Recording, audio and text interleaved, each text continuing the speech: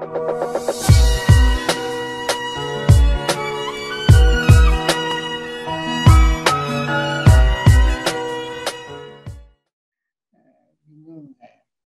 yang selanjutnya, yang pertanyaan selanjutnya, ada 3 teori sejarah. Ini nih hasil pembacaan saya. Saya kebetulan proses penyelesaian buku sejarah pemikiran Islam. Jadi sejarah pemikiran, bukan sejarah. Ya. Setelah saya tipologi, teori-teori sejarah itu bisa kita bagi menjadi 3. Yang pertama yang umum diyakini oleh ahli sejarah dan mungkin oleh kita semua, sejarah itu dimaknai sebagai kisah tentang peristiwa-peristiwa. Ya. Jadi selama ini kita memahami sejarah itu adalah kisah tentang peristiwa. Misalnya peristiwa peperangan Nabi Muhammad bersama kaum Yahudi, peperangan Nabi Muhammad bersama orang-orang musyrik, peperangan orang muslim dengan non-muslim, atau Nabi Muhammad itu hidup pada tahun sekian, menjadi nabi tahun sekian. Jadi berdasarkan babakan sejarah. Tetapi teori ini dikritik oleh Ibnu Khaldun sebagaimana terdapat di dalam Muqaddimah, ya, karyanya Muqaddimah yang berjudul Muqaddimah, tapi karya ini sangat spektakuler. Jadi buku ini dianggap sebagai teori sosiologi dan sejarah modern oleh Josh Ritzer. Padahal karya ini ditulis tahun-tahun awal. Menurut Ibnu Khaldun, teori sejarah itu adalah berupaya untuk menyingkap mengapa peristiwa itu terjadi. Jadi misalnya Mbak Wardah misalnya, kalau menggunakan teori yang pertama, kalau berbicara tentang Mbak Wardah, nanti berbicaranya begini, Mbak Wardah lahir di sini tahun sekian, sekolah SD tahun sekian, SMP sekian, SMA tahun sekian, S1 di Jogja, S2 di Jogja, S3 menjadi dosen di Banjarmasin. Ini kalau teori sejarah yang pertama tadi. Tapi kalau menggunakan teori sejarahnya Ibnu Khaldun, yang dipertanyakan itu adalah mengapa Mbak Wardah lahir di Banjarmasin. Mengapa memilih SMA 1? Mengapa memilih kuliah di UIN Jogja? Mengapa menjadi dosen di UIN Antasari? Jadi yang diteliti menurut Ibnu Khaldun itu adalah realitas yang melahirkan peristiwa. Yang oleh Ibnu Khaldun disebut dengan istilah Tobai'il Umron. Ya, jadi karakter peradaban melahirkan peristiwa. Ini oleh Josh Ritzer, teorinya Ibnu Khaldun dianggap sebagai teori sejarah modern.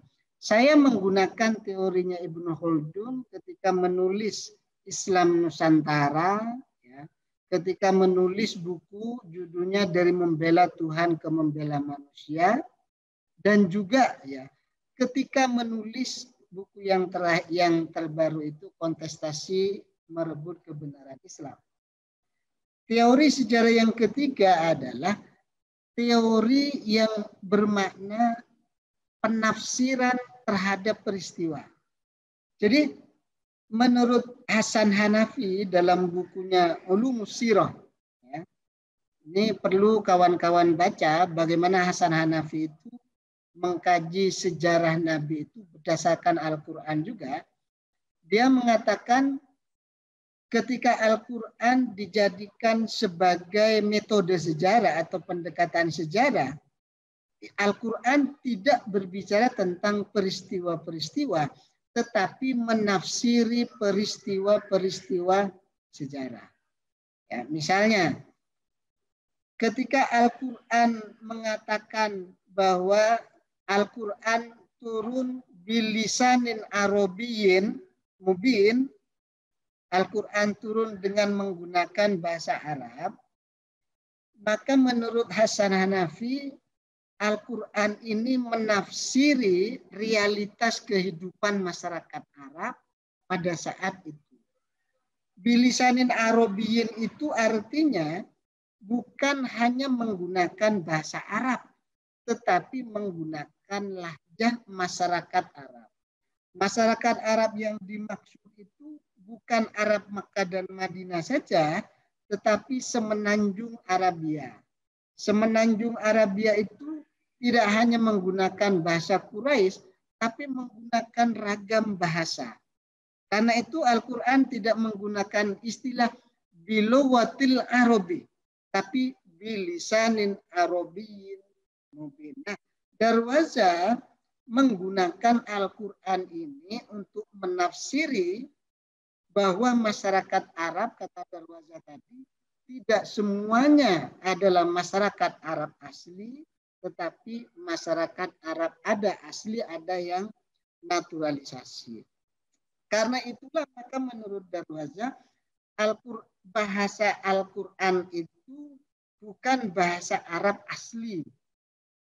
Karena masyarakat Arab asli itu jumlahnya sedikit dan tersingkir ke Madinah. Tapi Al-Quran menggunakan bahasa Arab natural, bukan bahasa Arab asli, tapi bahasa Arab campuran.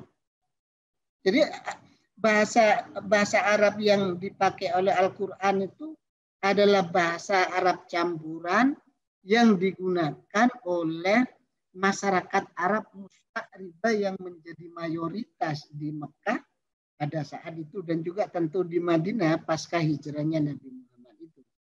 Nah, karena itulah maka orang-orang orientalis ketika mengkritik sirah nabawiyah itu dijawab oleh Muhammad Izzad Darwaza dengan menggunakan Al-Quran Nuzuli sebagai pendekatan menafsiri, bukan mengkisahkan peristiwa-peristiwa sejarah itu tadi.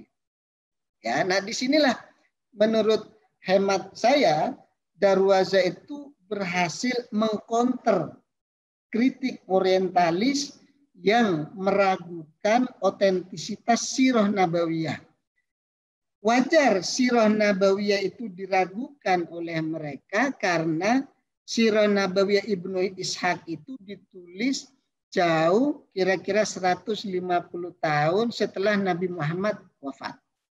Tetapi Al-Quran ini ya otentisitasnya itu diyakini oleh semua orang.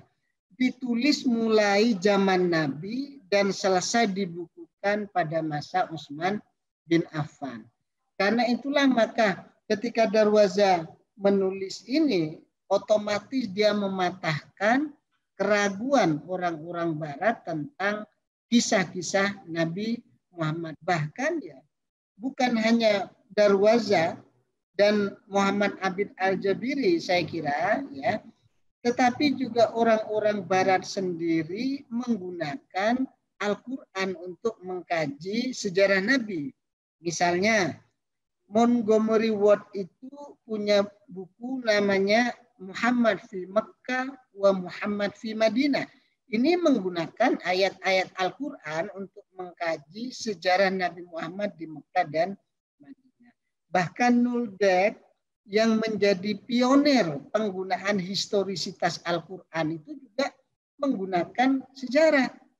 Dia membagi babakan sejarah yang kemudian diadopsi oleh Jabiri itu tadi. Ya. Jadi kalau Darwaza ini tidak mengadopsi ya dari Nuldeck, tetapi mengambil inspirasi.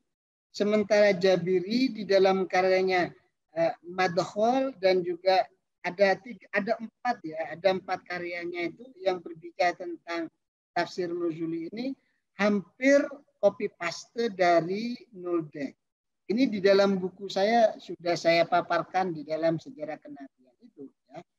Tetapi bahwa apa yang dilakukan oleh Darwaza dan oleh Jabiri seperti yang disampaikan Mbak Wardah itu tadi minimal mematahkan keraguan orang-orang orientalis tentang otentisitas sejarah kenabian Muhammad. Karena Al-Quran itu benar-benar